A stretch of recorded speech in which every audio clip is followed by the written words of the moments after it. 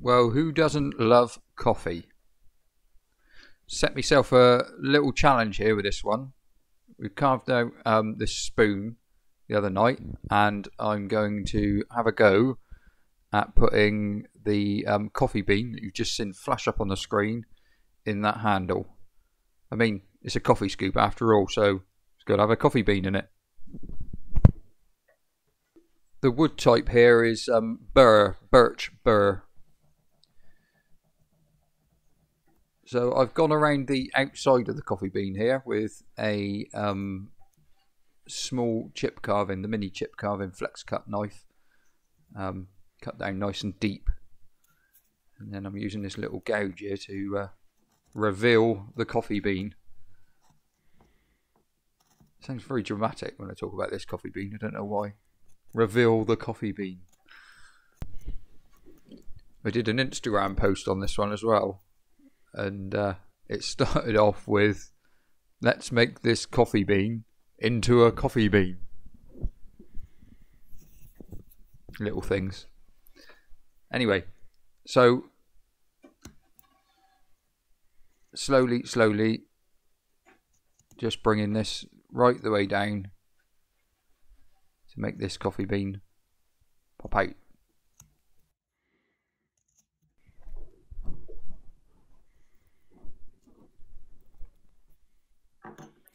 So we're changing over back to the little mini flex cut chip knife now.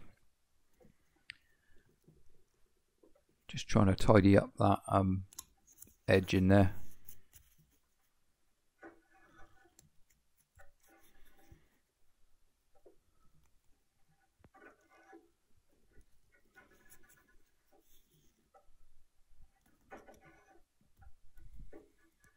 There's a second voiceover of carving going on in the background as Claire's doing some coffee scoops while I'm editing. So if you're wondering why the carving sounds don't line up exactly, that's why. Flip back to the little gouge now.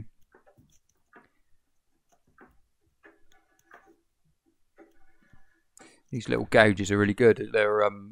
They weren't very expensive ones, they were quite cheap ones, but they're palm chisels. They're kind of nice to get into little tight spots like this. Anything I found with cheaper chisels is that they don't stay quite so sharp for so long. But I tend to sharpen quite a lot anyway, so it doesn't really matter too much. This one I'm using here, this little skew chisel now, is that was a cheap detail set that I've had for years, and to be honest, I've modified most of them now. They're all been ground down and made to this shape and that shape that I've needed over the years. One of the straight ones I had, I've managed to get down to about just over 1 millimeter for doing real tight stuff. But yeah, these cheaper sets are actually, as long as you don't mind sharpening stuff, they're okay. Which is good if you're on a bit of a budget and you're kind of not sure whether you're going to keep going with carving and stuff. You don't need to spend thousands and thousands of pounds, or hundreds and hundreds of pounds, should I say, for chisels that you might not end up using. You can get a cheaper set and just get going with them. But this is absolute evidence, because I use these quite a lot, these little hand detail knives here. And I don't know how much they were, probably in about a tenner or something like that.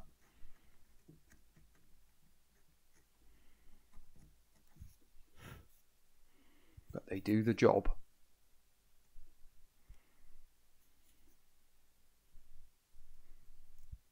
It's gone quiet in the background. Claire's finished her bowl.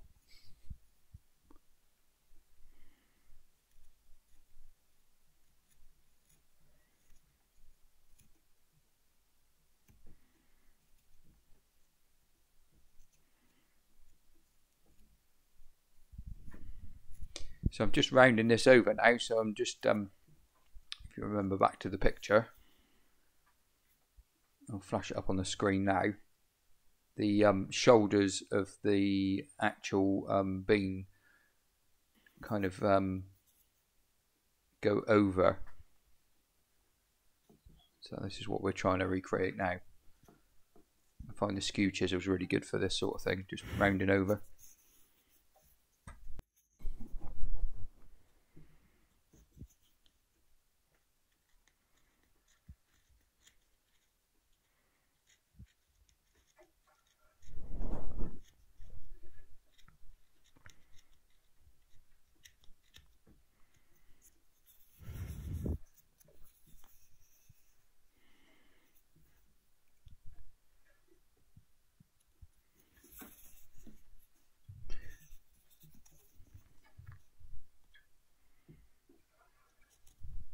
Talked a lot before in the videos about trying to find a tool that fits the workpiece that you're trying to achieve, or the actual shape of the workpiece you're trying to achieve. And that's kind of what I'm doing with this now. So that back piece now, I'm just kind of tidying it up, and that the chisel that I'm actually using dictates the angle of the background, if you like.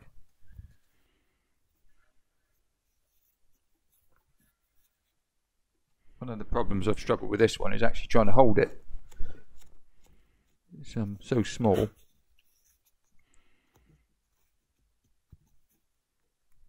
Just trying to get your hands around it and not managing to stick your finger with the chisel.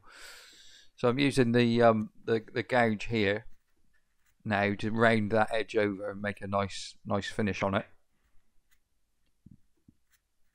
It's quite a slight curvature on the side of it, so this quite large, well, not large, it's a small gouge, but large for this piece. Gouge gives that very slight curve around the edge. It also allows me to kind of get it right in and bring that curve around, so it's quite a nice light curve rather than a real sharp one. As you can see on the picture there, flash it up again, you see lots of this beam.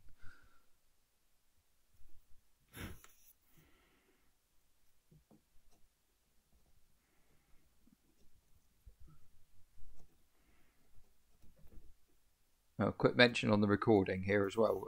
We're not full screen. I recorded this on my phone. I was doing some Instagram stuff and ended up forgetting to do it on the little Osmo camera that we've got, which is the one I usually use for YouTube. So wrong camera usage. So sorry about that if you're feeling a bit claustrophobic.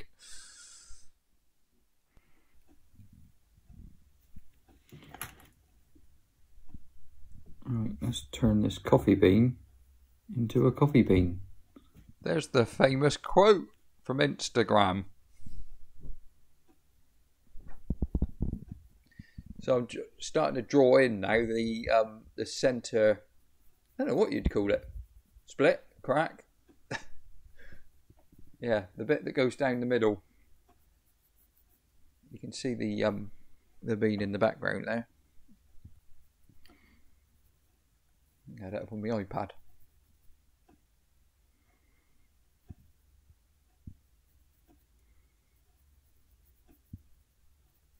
Yeah, it's worth taking a bit of time now to try and get it absolutely bang on, because obviously this is the lines I'm going to follow. So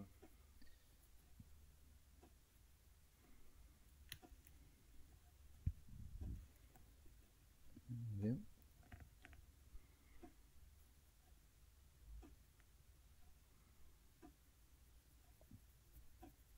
I guess a coffee bean's a coffee bean at the end of the day, so it doesn't matter if it wasn't exactly the same, but I was actually trying to replicate this,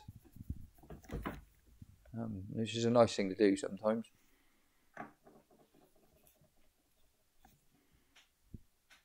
I've done a fair few museum-y pieces, and it's kind of nice to try and get it as close as you can.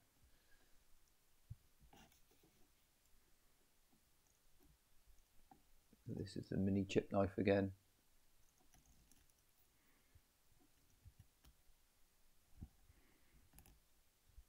I've been demoted to a black and white photo in the background now. Look, picture. Claire obviously needed the iPad, so I had to print off the coffee bean. I can still see the shapes.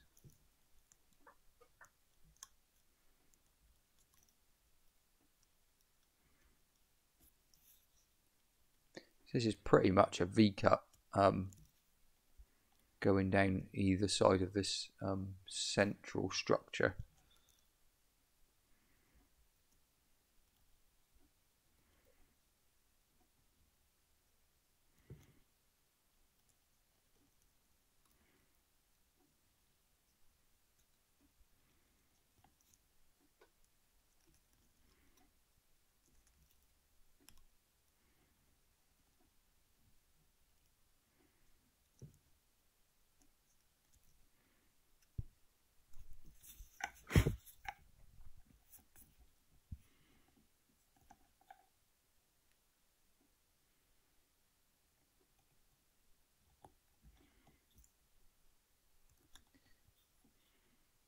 So if you notice, you can see it just about in the photo in the background. There's quite a deep part at the top here. So that's what I'm trying to achieve there, is to take that down nice and deep now.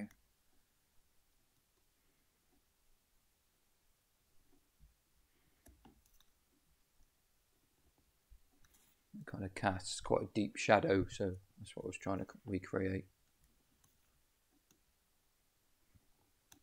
Although this chip didn't seem to want to come out.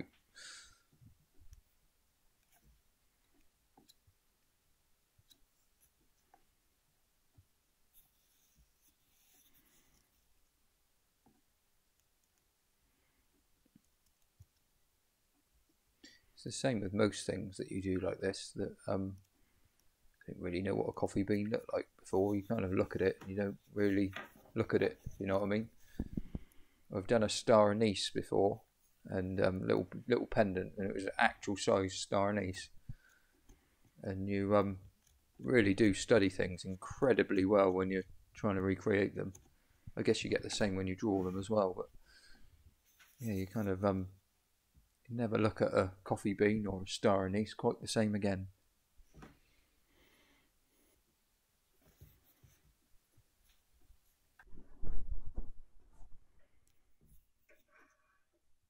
So we're back to one of my little detail chisels again now. So this one is one of the ones I was talking about earlier that I've modified somewhat. So this was a standard width one that I've taken down to probably, I don't know, 5 or 6 mil, something like that. But it's kind of just the right size to get into something like this. And I'm trying to take down the inner shoulder, if you like, now, to kind of reveal that centerpiece. It's just super careful, a little tiny bit at a time until you're happy with where it's going, I guess.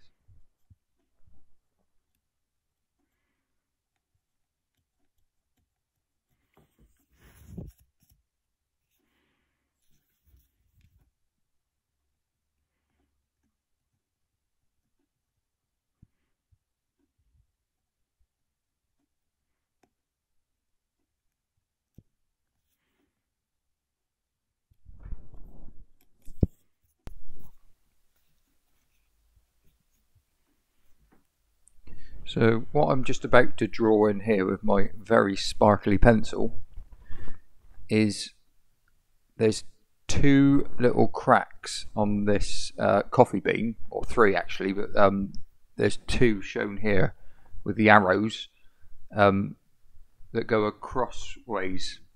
So that's kind of what I'm drawing in here.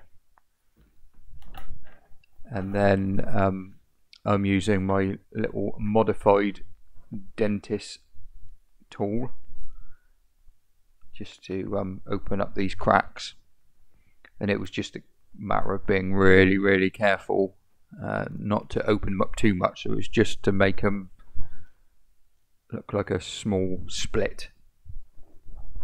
I would imagine that it's something to do with when the bean was roasted and it's just kind of split a little bit. It kind of makes an interesting little surface element to it.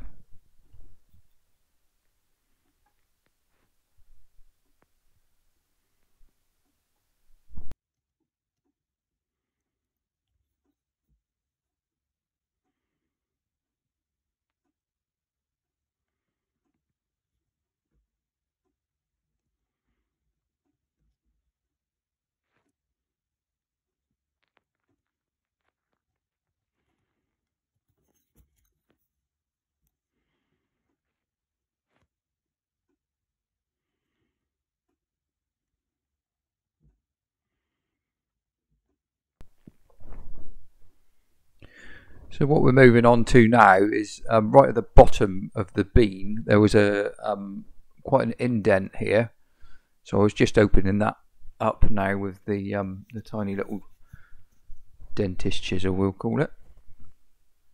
I've actually found a few of these online, and I've had so many inquiries about it that I'm thinking about buying them and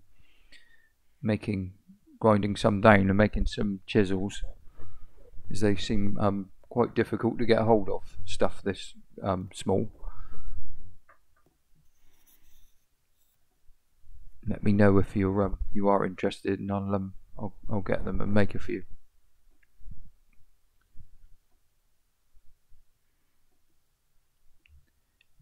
Gently digging out this bit at the bottom.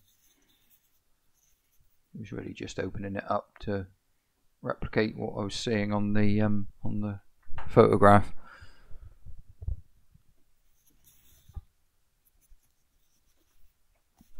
This was burrwood, so it wasn't such a regular grain that you get on most woods. So some of these grains were disappearing around corners that you didn't expect. That's pretty much fairly happy with that, obviously. So we're moving on now to stick in my little signature on the back of the spoon. HWC, Harry Woodcarver. Only decided on this one this week, really. I've been looking for brands and things, but I'm much happier, I think, with actually carving them in and painting the signature in and cleaning it up. I think it looks better than a brand, to be honest. A little bit more personal too.